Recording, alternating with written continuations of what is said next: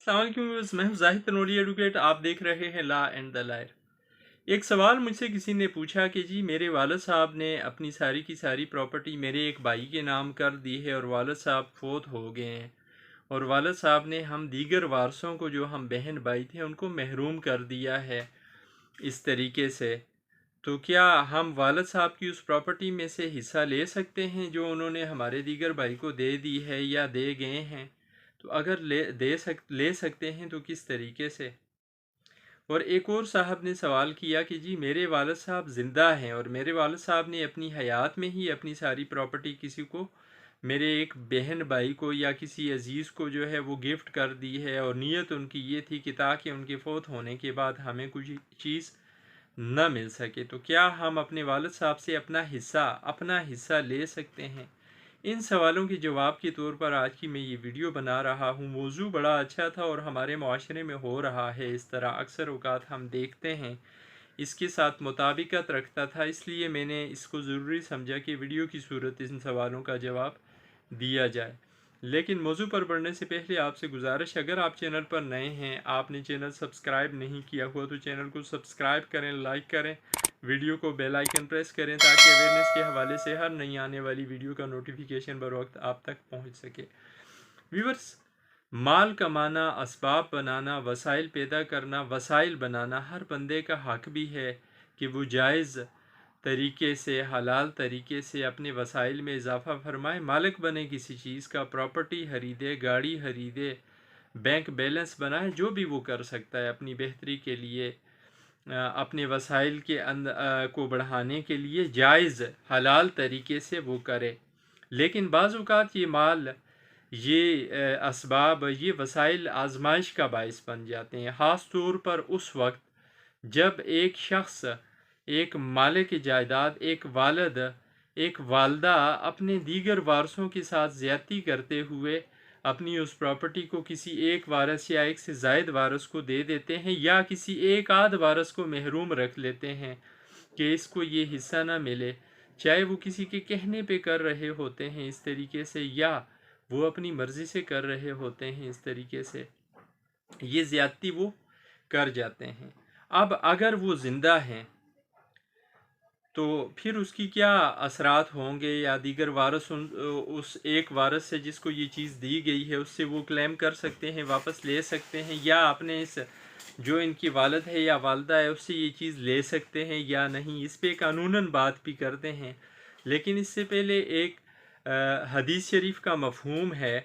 हुज़ूर सल्लल्लाहु अलैहि वसल्लम ने फरमाया कि जो शख्स अपने वारसों के विरासत से भागे, यानी वारसों की विरासत से भागे, उनको विरासत मिल ना पाए, तो क़यामत वाले दिन अल्लाह पाक उससे उसकी जन्नत ले लेगा, वो शख्स जन्नत से महरूम रह जाएगा। यानी ये इतना बड़ा जुल्म होगा। और एक जगह पे ये भी कहा गया कि एक शख्स ऐसा है जो सारी उम्र इबादत करता है, सारी उम्र वो नेक अमाल करता है, लेकिन आखिरी वक्त वो ऐसा जुल्म कर जाता है कि उसकी सारी इबादतें, उसकी सारी जो नेक अमाल होते हैं वो ज़ाया हो जाते हैं। और वो ज़ाया इस तरीके से होते हैं कि जब एक शख्स मरते हुए कोई सही फ़ैसला नहीं कर पाता या नहीं करता और जुल्म कर जाता है अपने वारसों पे, सो शरई लिहाज से भी ये एक गलत अमर है। वैसे कानूनन तो वो मालिक है, एक शख्स अगर अपनी हयात में वो किसी को कोई चीज़ दे देता है वो कर सकता है, लेकिन उसे पता है कि मैं करीबुल मर्ग हूँ, मैं फ़ौत होने वाला हूँ, या वो कंसील करता है, छुपा के रखता है इस बात को बाकी अपने बच्चों से, और वो मर जाता है और उसके बाद ये बात खुलती है कि जनाब इस वालिद साहब ने तो, या इस हमारे जो वालदा हैं, इन्होंने ये हिबा कर दिया था, ये प्रॉपर्टी इस तरीके से किसी एक वारस को दे दी थी। तो अब जो बाकी के वारस हैं, वो बाकी के वारस उस प्रॉपर्टी पे केस करके उस हिब्बे को कैंसिल करवा सकते हैं, अपना शरई हक ले सकते हैं, क्योंकि शरीयत इस बात की इजाज़त नहीं देती इस तरीके से किसी को महरूम रखा जा सके, और कानूनन भी वो इस तरीके से वो प्रॉपर्टी ले सकते हैं। या बाज़ औक़ात ये भी होता है कि कोई एक आध वारस अपने काबू में करके, अपने कंट्रोल में करके, अपने बड़ों से अपने नाम पे कोई प्रॉपर्टी करा जाता है नाजायज़ फ़ायदा लेने की गरज से, या दीगर लोगों को महरूम रखने की गरज से। तो फिर ऐसी सूरत में ये जिस तरीके से हिबा कराया गया या ये प्रॉपर्टी ट्रांसफ़र करवाई गई, ये गलत ہے قانون کہتا ہے اس بات کو، اور قانونی طور پہ وہ رسا جو محروم رہ گئے وہ اپنا حصہ لے بھی سکتے ہیں۔ دوسرا جو سوال تھا کہ زندہ شخص ہے اور وہ اپنی زندگی میں اپنی پراپرٹی دے گیا کسی کو، تو کیا دیگر اس کے جو بچے ہیں، کسی ایک بیٹے کو دے گیا، تو کیا اس کے دیگر جو بچے ہیں وہ بچے اس سے حصہ لے سکتے ہیں اپنا؟ یہاں پہ یہ چیز میں بتاتا چلوں کہ حصہ لیا جاتا ہے یا وراثت لی جاتی ہے یا وراثتی حصہ لیا جاتا ہے کسی شخص کے مرنے کے بعد۔ ایک شخص زندہ ہے، وہ زندہ ہونے کے ناطے اپنی پراپرٹی کا مالک ہے، اور مالک ہونے کے ناطے وہ جو بھی معاملہ اپنی جائیداد کے ساتھ کرنا چاہے کر سکتا ہے۔ وہ کسی کو مفت میں دے دے، وہ اس کو بیچ دے، وہ اس کو ہبہ کر دے، وہ اس کو وقف کر لے،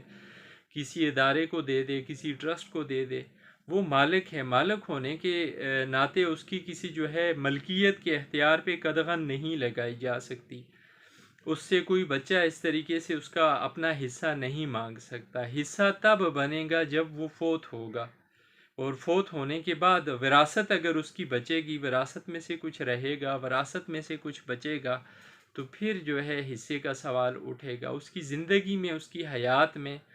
اس کو نہیں اس طریقے سے اس سے کوئی چیز لی جا سکتی، کیونکہ قانونی طور پہ بھی اور شرعاً بھی، شرعی طور پہ بھی وہ مالک ہے، وہ